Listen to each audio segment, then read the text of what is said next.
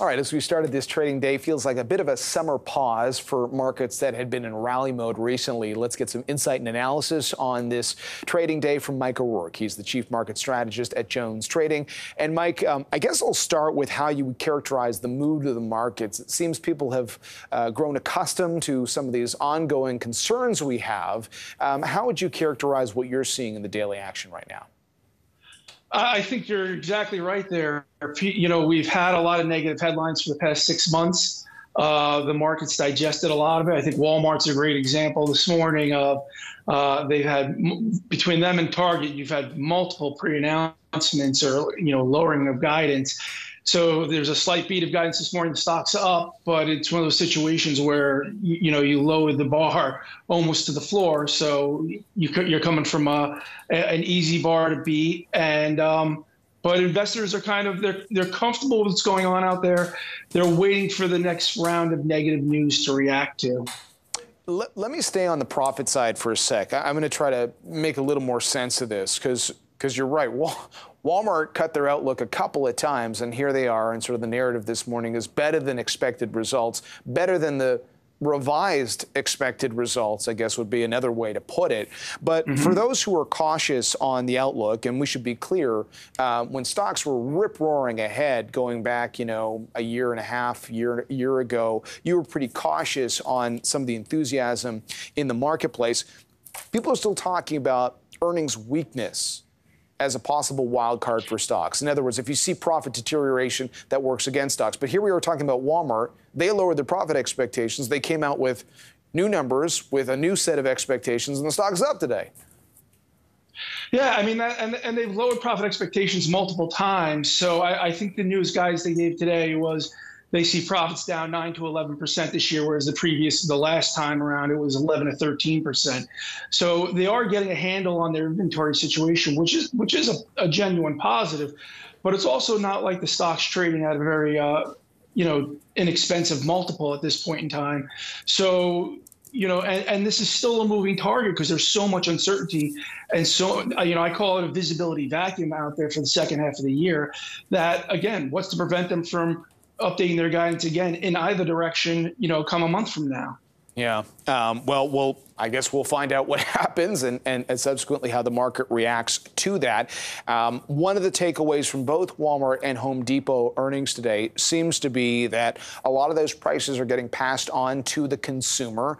And we just had an inflation print in this country, which, while the headline suggested maybe we saw peak inflation, the reality is a lot of the cool-off that we saw in the July data in Canada was tied to a cooler gas price, and there's still these elevated inflation levels. So how aggressive are you expecting central banks like the Fed? Obviously, we're waiting for the next decision here for the Bank of Canada. Any central bank around the world will be to get inflation under control. I think they still need to be aggressive. As you noted, core inflation, which is what they should be keying off at this point in time. We saw West Texas intermediate oil prices drop from about 130 to now they're just below $90. So that shows the energy component of inflation coming off, which is obviously great for the consumer. But also you've had the U.S. government selling oil from the SPR.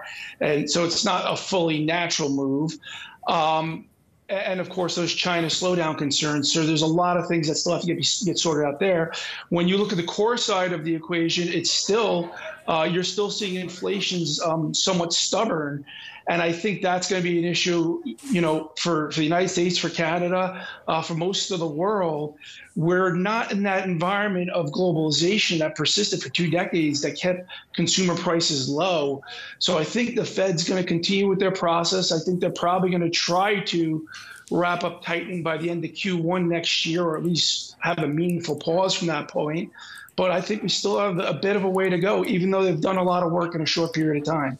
Okay, so let's talk a little strategy. Mike, in past appearances, you had talked about gravitating towards, let's say, financials. You had been beating the drum for a very long time before the sell-off on how you thought a lot of tech was overvalued.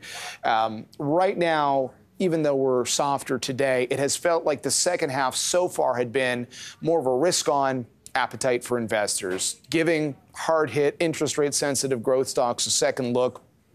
value maybe pushing to the side for now. What's your forecast for where the money moves as we kind of move into this fall stretch here?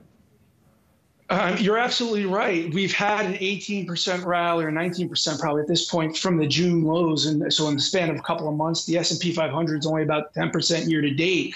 So it's funny, a lot of those sectors that had begun correcting have recovered a lot of lost ground.